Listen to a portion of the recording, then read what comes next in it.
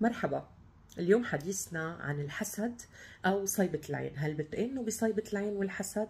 لما سألت هيدا السؤال على الانستغرام ستوري طلع لي أكثر من 80% نعم بيآمنوا بصيبة العين. خلينا نشوف. من مصادر أثرية وكتابات قديمة من الإغريق أكثر شيء، اعتبرت العين الشريرة أو الحاسدة بتطلق لعنة تنتقل عبر وهج أو شعاع أو ذبذبات ضارة بتصيب الهدف، والهدف هو المحسود بسوء، وأحيانا هيدا السوء يوصل لدرجة الموت. هاي عبر التاريخ. هالموضوع مكتوب عند كتير من الفلاسفة والأطباء والأدباء القدامى، مثل مدونات أفلاطون، ديدوروس سيكولوس، والفيلسوف اليوناني بلوتارخ بالقرن الأول ميلادي. اعتبر أنه العين البشرية عندها القدرة على إطلاق أشعة غازية من الطاقة، يعني طاقة مأزية بتطلقها العين. كانوا يقولوا أنه العين الزرقاء هي اللي بتصيب بالعين، وهذا الشيء غلط أكيد. ليه؟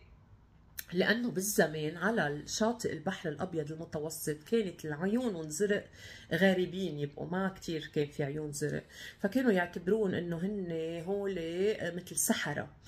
واقع الخوف وتصديق وجود العين هو ورثناه من زمان، يعني عبر أهلنا منصابة بالعين هيك لأرقيلك، هيك في صلوات للعيون، في كتير رموز بتخلينا بيستعملوها العالم لحتى يبعدوا عنهم أضرار العين الحسودة، وهن مثلا الخرزة الزرقاء، العين الزرقاء، في منهم بيلبسوا التيب الداخلية تبعهم على القلب، في يد فاطمة. في ناس بيعتقدوا انه منصابين بالعين فبيسكبوا فوق راسهم او بالبيت رصاص ليفقشوا العين اللي منصابين فيها.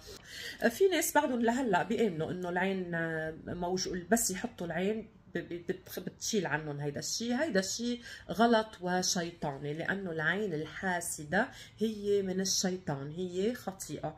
فلما بنحط هالعين نحن بدل ما نشيل عنا السوء عم نجذبه لإلنا، عم نجذب الشر لإلنا بوجود هيدا الشيء.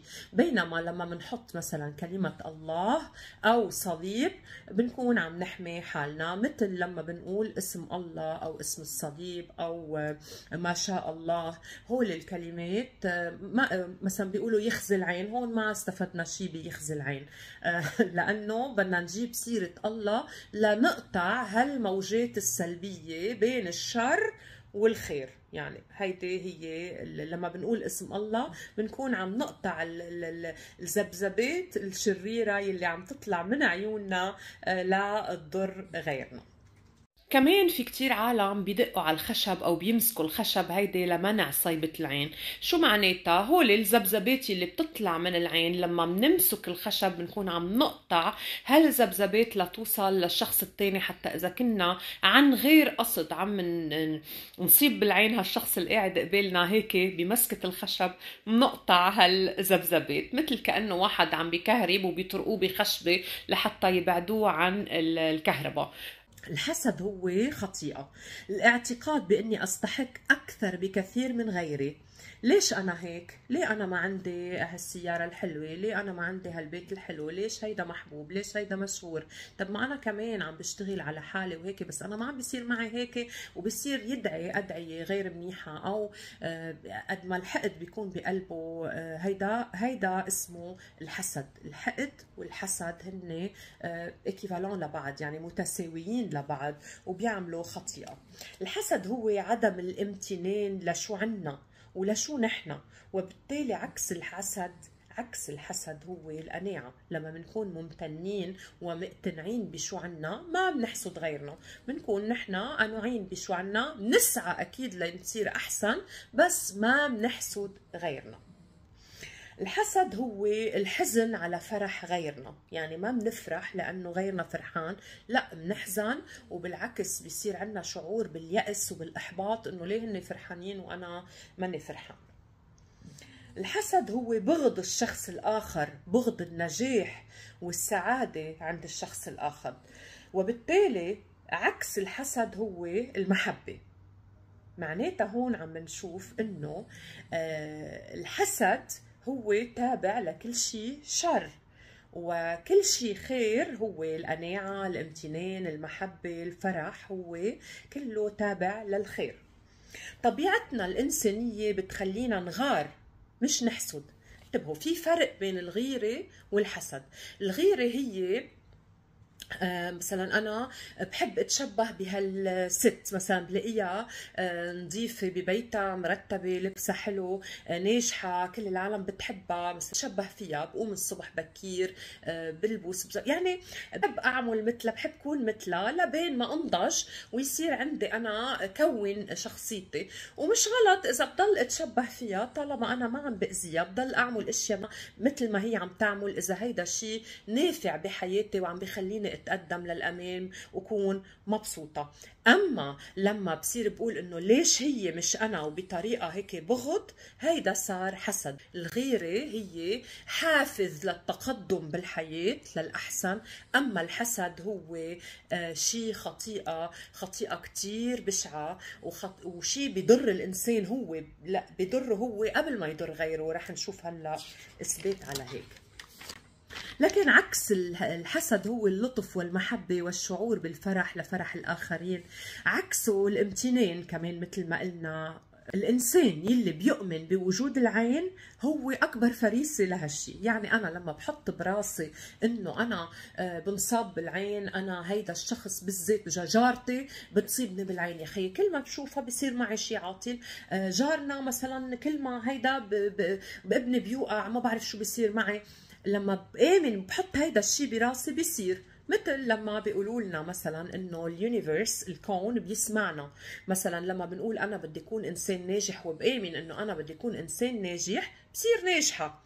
لما بآمن انه انا كسوله، لما بصير انه لا انا كسوله وانا غير محظوظه وغير هيك، مزبوط هيدا الشيء بيجي لعندي. ونفس الشيء بالعين. من يغوي الانسان ان يحسد اخيه هو ابليس. قد ما حسد الانسان وصار بده يصير هو، وحسد الله وصار بده يصير محل الله، هيدا الحسد شحطه من الجنه وبلينا بهالبلوه. بالقران الكريم في عنا سوره الفلق كلها عن الحسد، بيقولوا بالاخر من شر حاسد اذا حسد. في عنا كمان إياكم والحسد فإن الحسد يأكل الحسنات كما تأكل النار الحطب. هيدا بالقرآن، ورح حط كتير هلأ اشياء كمان إن كان من القرآن أو من الإنجيل. أما بالإنجيل، إنجيل مرقس، بيقول إنه رؤساء الكهنة كانوا قد أسلموه حسدا. أسلموه يعني سلموه، مش أسلم، أوكي، أسلموه حسدا لأنه حسدوه. ليه حسدوا؟ لأنه كانوا العالم صاروا يتبعوا يسوع على أعماله وعلى أقواله، يحبوا يسمعوا شو بيقول ويتبعوا وين ما بيروح. أما هن الكهنة تبع اليهود ما عادوا يعني العالم يصغوا، خافوا إنه ياخذ لهم هالجاه اللي هن فيه، من هيك سلموه للصلب. بسفر الأمثال بيقول حياة الجسد هدوء القلب، ونخر العظم الحسد. شوفوا نخر العظم، في ازعج من نخر العظم؟ يعني نحن اذا ضربنا ايدنا بشيء او اجرنا بيوجعنا عظمنا منهستر، فكيف اذا نخر العظم؟ الحسد شعور سلبي عكس المحبه ودافع للكره. اما الغيره الحسنى فهي دافع ايجابي لاسعى لاكون افضل. هيدا اللي قلناه قبل. أما بسفر يشوع بن سيراخ لا أسوأ من يحسد نفسه إن ذلك جزاء خبثه. تخيلوا إنه الإنسان في يحسد حاله، في يصيب حاله بالعين، قد ما هو بيبقى عنده كبرياء وبيبقى عنده عظمة وبينسى نعم الله عليه وما عنده ذكر للرب وعلى طول هو العامل كل شيء. هيدا الإنسان بيكون خبيث وبيكون شرير، وبيكون الشر أو الشيطان عم ببين له إنه هو العظيم وهو اللي فيه يعمل كل شيء، بس هو بالآخر غبرة، وبأي ساعة اللي كان بيروح. المهم، لا أخبث من يحسد بعينه ويحول وجهه ويحتقر النفوس. يلي بيحتقر غيره ويلي بيطلع بغيره بهيك بتعالي، وإنه هو يعني مش شايف غيره، هيدا إنسان يعني خبيث حقود. العين الشريرة تحسد على الخبز وعلى مائدتها تكون في عوز. يعني انه واحد بيحسد حاله على خبزاته، ولو شو ما عنده بحس حاله انه بعد بده اكتر وبيعوز. وهيدا هو الحسود اللي بيحسد كل العالم، بيكون عنده يمكن كتير اشياء بس حاسد العالم الباقيين يمكن على فرحة فرحوها، مع انه هو كل عمره فرحان. حيلا شيء ممكن يحسدوا عليه مع انه هو عنده كل شيء، بس بيبقى طميع وبيبقى عنده نقص بذاته، حسود شرير. كمان بالإنجيل برسائل القديس بطرس في كتير اشياء بتحكي عن الحسد، وحتى في محلات ذاكرين العين رح حطهم.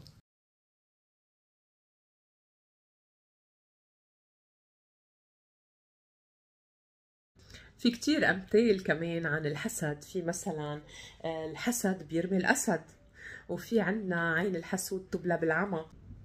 هلا بتقولوا لي انه سابين، طيب في صلوات عنا مثل هيدي الصلاه تبع القديس انطونيوس الكبير مثلا، اوكي، كلها لا بيقولوا لها رقوة، بس هي صلاة يعني للعين.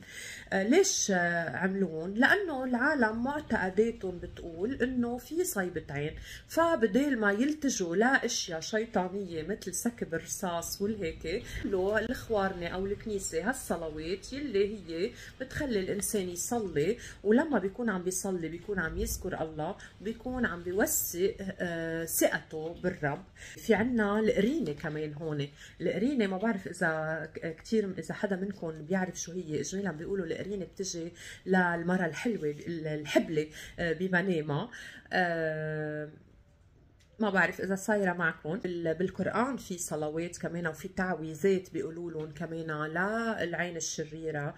أنا بآمن بالعين، بآمن، شو بدي لكم يعني صايرة معي مثل ما قلنا بأول الحديث إنه بصير معي كتير أشياء بتخليني هيدا آمن بالعين. هلا لما بلبس مثلا عندي عقد في عيون، ما بكون عم آمن إنه هيدي العين هي اللي بتنجيني، لا، هيك هيدا غير شيء. هيدي انا بحب، يعني بحب شكل العين، او هيدي موضه، او هيدا.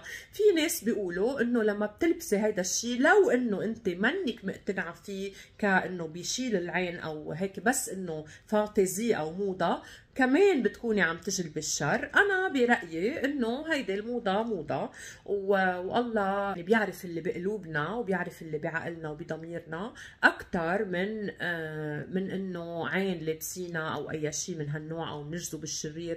اللي بيآمن انه الله معه فمن عليه، ما هيك؟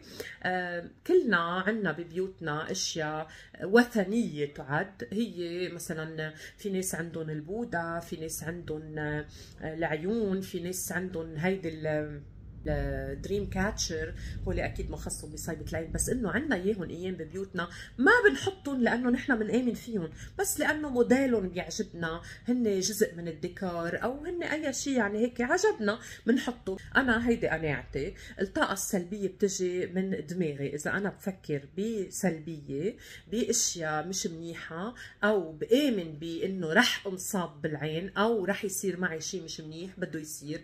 اما العكس، اذا بآمن انه كله حلو والدنيا حلوه وكل هيك، رح يكون كل ايامي حلوه ورح يجيني الاشياء الحلوه. واهم شيء بالاخر بقلكم، ايماننا بالله هو انه الله معنا على طول، والله حامينا، والله ما بيرد لنا الا المنيح، بس نحن اللي بنحط ايدنا بايد الشيطان، من هيك بيصير معنا اشياء عاطله. هيدي هي ختام الحديث.